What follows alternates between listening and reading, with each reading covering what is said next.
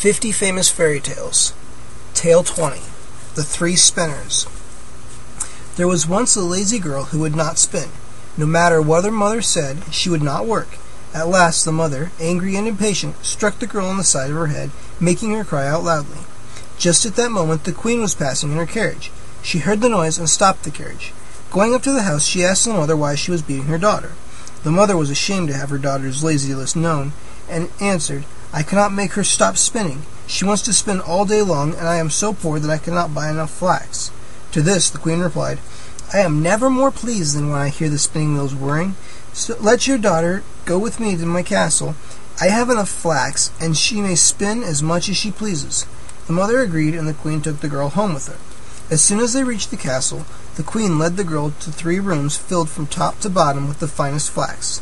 "Now spin this flax for me," said the queen, "and when you have spun it all, you shall have my eldest son for a husband. Although you are poor, your eagerness to work is worth more than gold."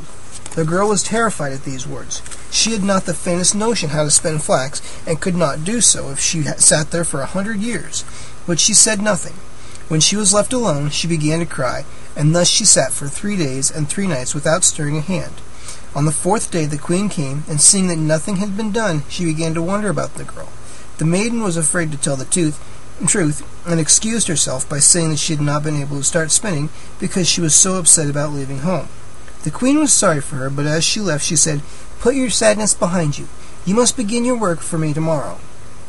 The girl would have done so if she could, but alas, she didn't know where to start. As she stood looking out the window, she saw 3 women walking past.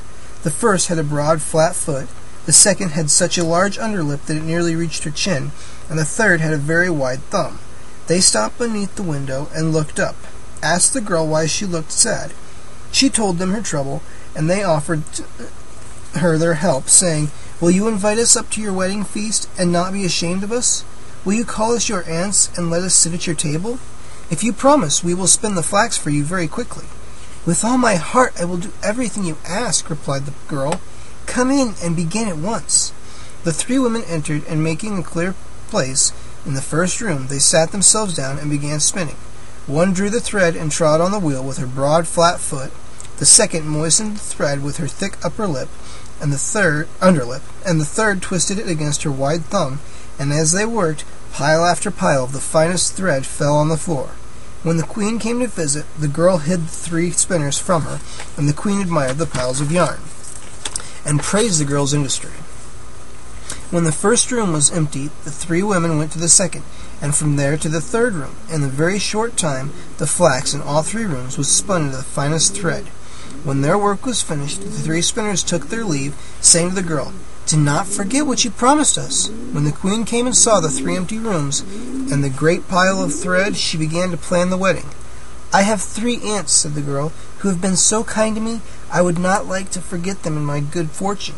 Please allow me to invite them to the wedding and to sit with me at the table." The queen granted her wish. The feast had just started when the 3 spinners entered, and the bride said, "You are welcome, dear aunts." "Oh," said the bridegroom, "where did you find such ugly relatives?"